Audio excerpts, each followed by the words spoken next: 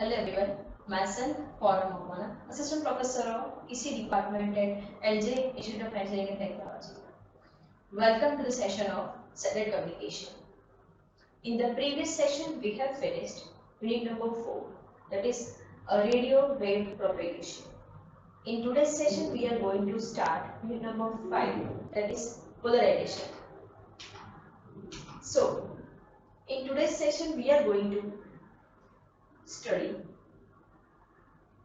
what is antenna polarization, what is cross polarization discrimination, what is ionospheric depolarization, rain depolarization, and the ice depolarization.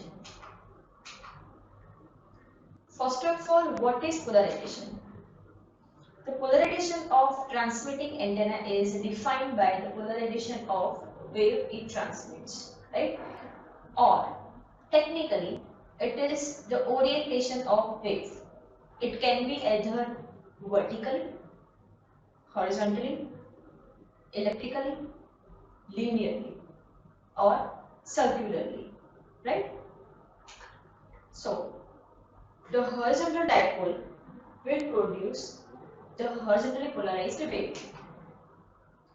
We can say that two dipoles which are mounted close together symmetrically and at the right angle to each other will produce circularly polarized wave, which has a difference of phase is 90 degree, alright, and it has an equal amplitude. By continuing, the polarization of receiving antenna has to be aligned to that of the wave for the maximum power transfer. Now, the next topic is cross polarization discrimination. First of all, the propagation path between a satellite and the Earth station passes through the ionosphere and possibly through the layers of atmosphere. We can say that it has to pass through the non-uniform distribution of the ions or the atoms, or we can say the layers of ice crystal in the upper atmosphere in the rain. So all of which are capable of altering the polarization of the wave which was transmitted. So the orthogonal component may be generated from the transmitted polarization. So that effect is known as the depolarization. That means if I have transmitted the vertically polarized signal and if I am going to receive the horizontally polarized signal, that means these two components are known as the cross polar component. Alright, and this quantity is referred to as the depolarization. And what is the effect of it? This can cause an interference where the orthogonal polarization is used to provide the isolation between the signals, as in the case of frequency reuse. Now, consider this diagram in which my transmitted electric signal, this electromagnetic field of E1 vector is going to be transmitted through the depolarizing medium. It will generate a two component. First one is copolar, second one is cross polar. Now, what is copolar and what is cross polar? If I have transmitted a vertically polarized signal and if I am going to receive the vertically polarized signal, then these two components are copolar component. Okay, as like E1 and E11. Alright, and if I have transmitted a vertically polarized signal and I am going to receive the horizontally polarized component, then these two components are known as the cross polar component, like E1 and the E12. Over here I have transmitted only a single signal, right? But what if I am going to transmit two signals? Over here, E1 and E2. First is the vertically polarized, the second one is the horizontally polarized signal, right? And if these two signals are going to be transmitted through the depolarized medium, then for E1, two components are there, E11 and E12, and for E2, there are also two components. First one is E22, this one, and E21. Now, which one is copolar and which one is cross-polar? For this E1, which is vertically polarized, so E11 is copolar and E12 is cross-polar, right? For E2, E22 is copolar and E21 is the cross-polar. Why? Because this cross-polar component is going to be interfered with the copolar component of E1 vector. Alright? So we need to isolate these two signals. Okay? So most widely used measurement is called the cross-polarized, or you can say cross-polarization discrimination, XPD. Okay? X stands for cross polarization discrimination.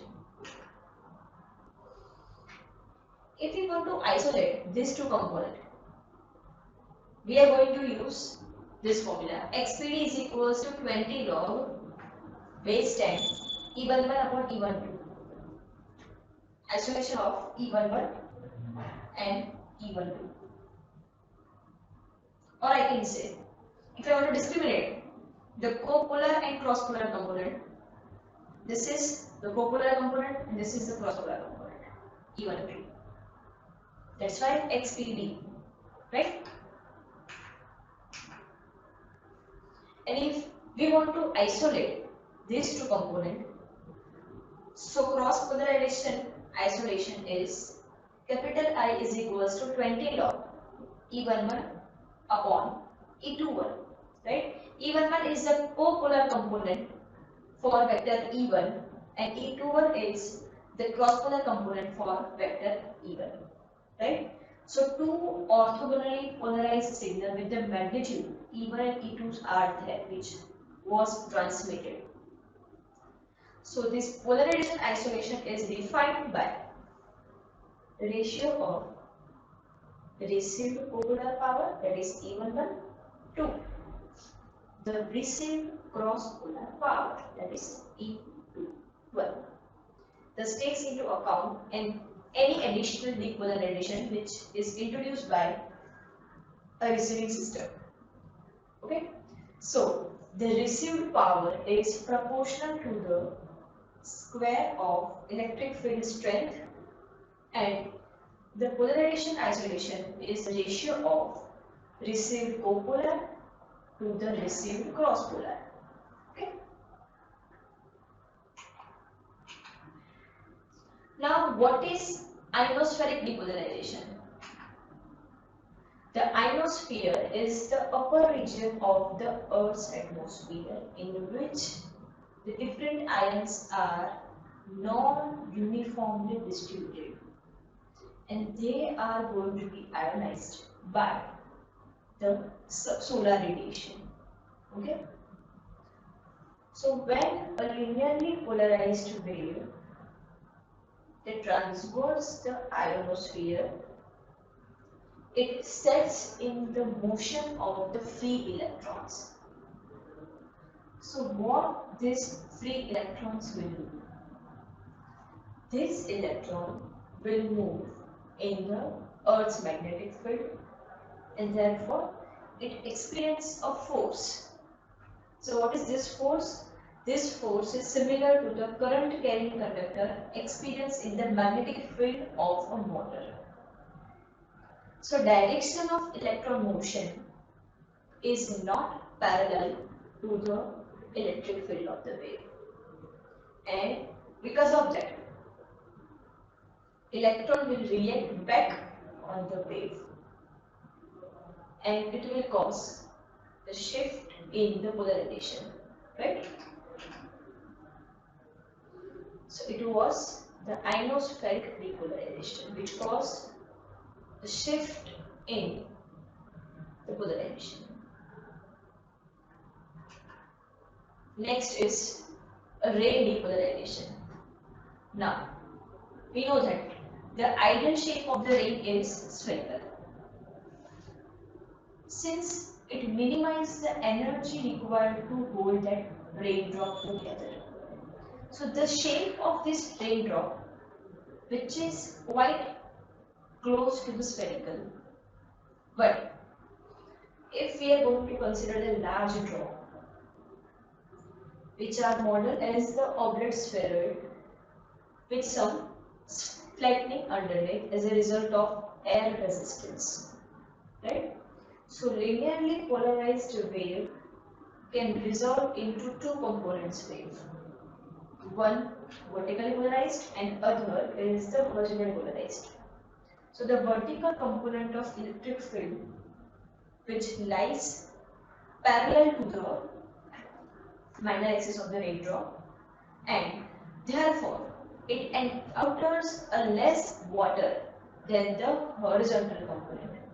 So it will cause the difference in the attenuation and which cause the phase shift experienced by each of the electric field component, right? So these differences are termed as differential attenuation and differential phase shift, which cause the depolarization of the wave.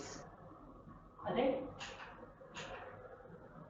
Now, the last topic of unit number 5, that is the ice depolarization. What does it mean? We know that ideal shape of the raindrop is spherical. It minimizes the energy required to hold that raindrop together. But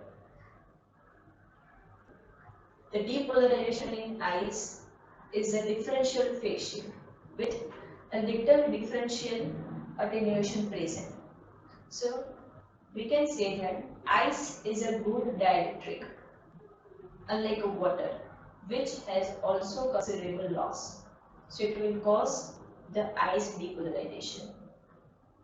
Alright.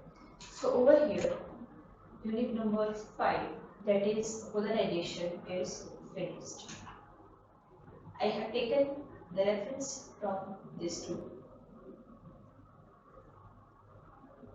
This is a reference book of satellite communication by Dennis Roddy.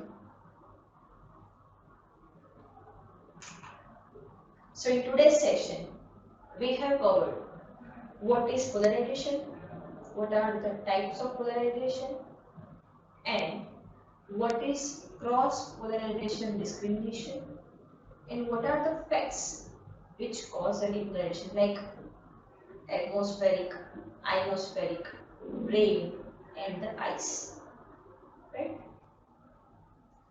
So, if you have any question related to the chapter number 5, you can ask me on my video email ID. Student number 5 over here is finished. Till then, thank you for your attention.